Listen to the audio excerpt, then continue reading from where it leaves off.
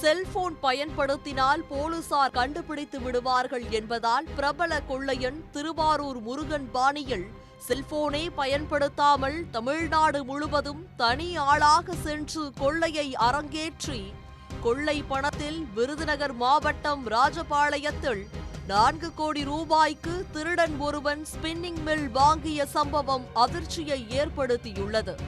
பணக்கார வீடுகளையும் பூட்டியிருக்கும் வீடுகளையும் நோட்டமிட்டு தகவல் கொடுக்கும் கும்பலும் கொள்ளையடித்த நகையை விற்று கொடுத்த கும்பலும் சிக்கியுள்ள நிலையில் பிரபல கொள்ளையனை போலீசார் தேடி வருகின்றனர். 150 சவரன் தங்க நகை மற்றும் லட்சக்கணக்கில் பணம் கைப்பற்றப்பட்ட நிலையில் கொள்ளையன் மூர்த்தி சிக்குவாரா?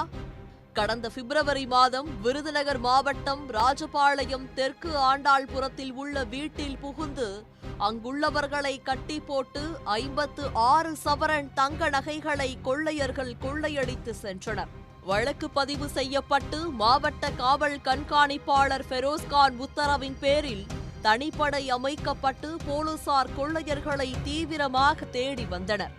இந்நிலையில் கடந்த சில நாட்களுக்கு முன்பு ராஜபாளையம் புதிய பேருந்து நிலையத்தில் சந்தேகத்திற்கிடமாக நின்றிருந்த பெரியகுளத்தை சேர்ந்த சுரேஷ்குமார் மற்றும் அருண்குமார் இருவரையும் விசாரித்த போலீசார் அவர்களிடமிருந்து முகமூடி உள்ளிட்டவைகளை பறிமுதல் செய்தனர்.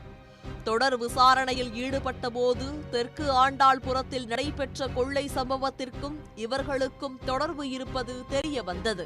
குற்றப்பிரிவு போலீசார் விசாரணையை தீவிரப்படுத்திய போது தேனி மாவட்டம் பெரியகுளத்தை சேர்ந்த மூர்த்தி என்பவர் இக்கொள்ளை சம்பவங்களுக்கு மூளையாக செயல்பட்டது தெரிய வந்தது.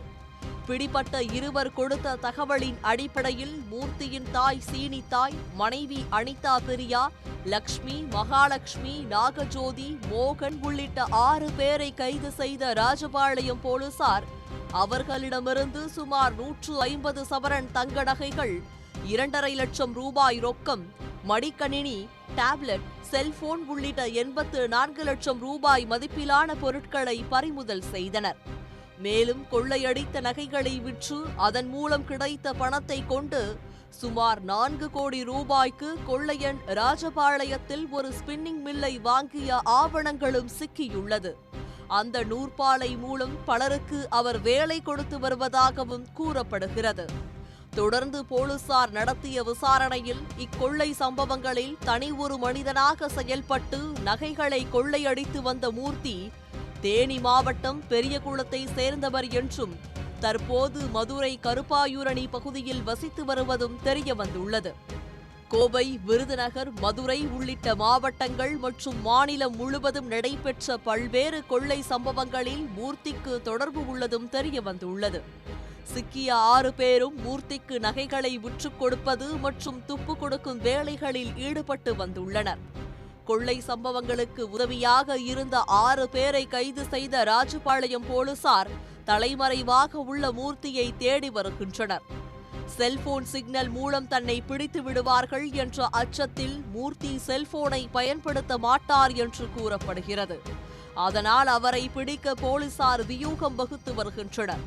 தமிழ்நாடு முழுவதும் தனி ஆளாக கொள்ளையில் ஈடுபட்டு கொள்ளை பணத்தின் மூலம் 4 கோடி ரூபாய்க்கு திருடன் ஸ்பின்னிங் மில் வாங்கி நடத்தி வருவது அதிர்ச்சியை ஏற்படுத்தியுள்ளது. உடனுக்குடன் செய்திகளை தெரிந்து கொள்ள சன் நியூஸ் பெல் ஐகானை கிளிக் பண்ணுங்க.